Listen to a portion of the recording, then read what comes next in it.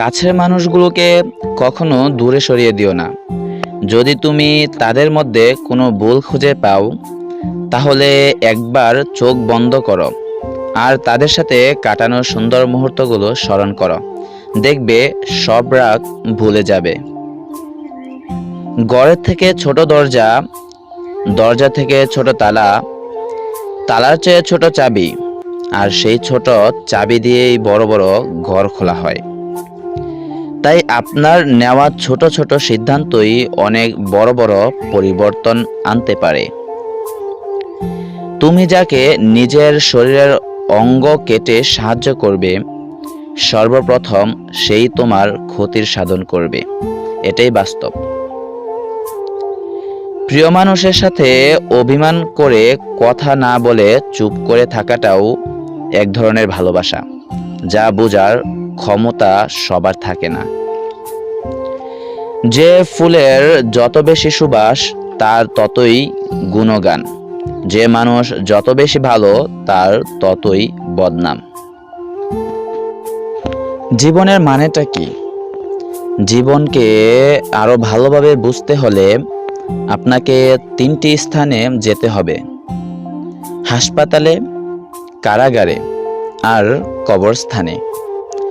হাসপাতালে আপনি বুঝতে পারবেন সুস্থতা ছাড়া আর কিছুই সুন্দর নয়। কারাগারে আপনি দেখতে পাবেন স্বাধীনতা সবচেয়ে মূল্যবান জিনিস।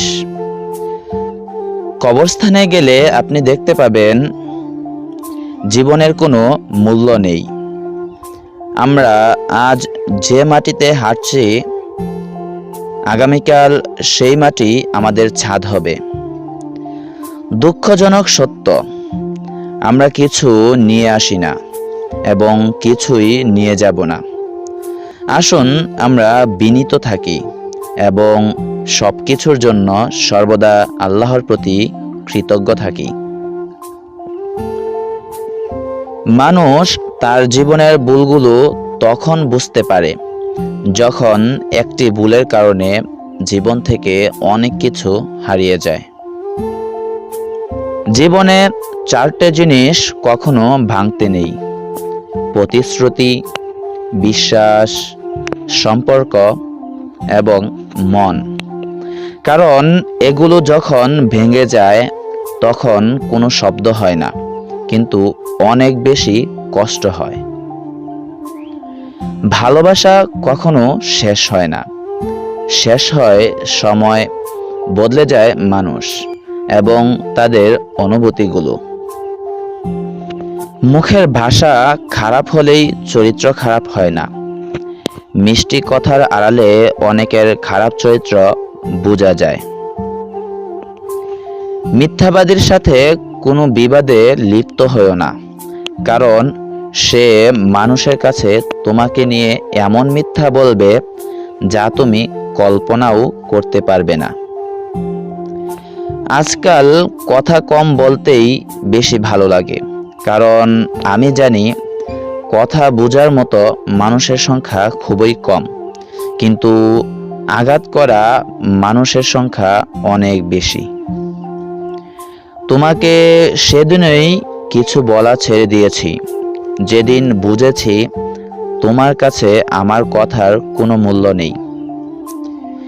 কারো দুঃখ নিয়ে কখনো ব্যঙ্গ করো না। কে জানে কে কি কষ্টের মধ্যে দিয়ে বেঁচে আছে। মানুষের ভালোবাসাটা একটা গাছের শিকড়ের মতো হওয়া উচিত, ফুলের মতো নয়। কারণ ফুল শুধু সুবাস দিয়ে ঝরে যায়, কিন্তু শিকড় মৃত্যু পর্যন্ত থেকে যায়। জীবন এখন সেই জায়গাটা এসে উপস্থিত যেখানে কান্না পেলেও জোর করে হাসতে হয়। সফলতার 10টি সূত্র। যত দ্রুত সম্ভব শুরু করুন। প্রতিদিন নিজের সেরাটা দিন।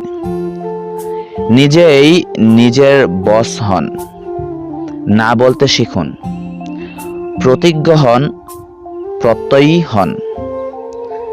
শিক্ষা প্রতিষ্ঠান নয়, জীবনেই সেরা স্কুল। আশা হারাবেন না। সমালোচনাকে স্বাগত জানান। সাফল্যের হিসাব করুন। জীবনটা সহজ নয়, এটা মেনে নিন। ভেতরটা পুড়ে যাক, দেহটা ভালো থাকুক। সে জানুক আমি ভালো আছি।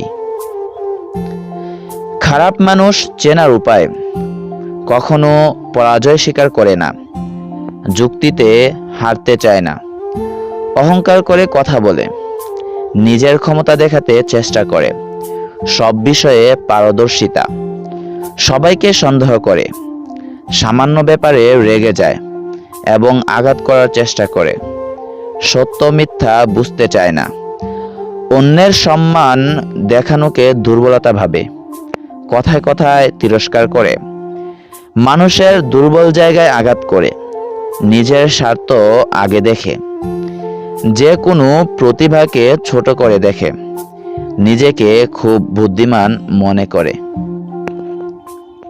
যতদিন তোমার মুখ বন্ধ থাকবে ততদিন তুমি সবার কাছে মিষ্টি থাকবে। যেদিন থেকে তুমি মুখ খুলবে সেদিন থেকে তুমি সবার কাছে তিতা হয়ে উঠবে। জীবন গণিতের মতো আনন্দ যোগ করো, হতাশ বিয়োগ করো, খুশি গুণ করো, দুঃখ ভাগ করো, আর সুন্দর একটা সমীকরণ দিয়ে জীবনের মান প্রকাশ করো।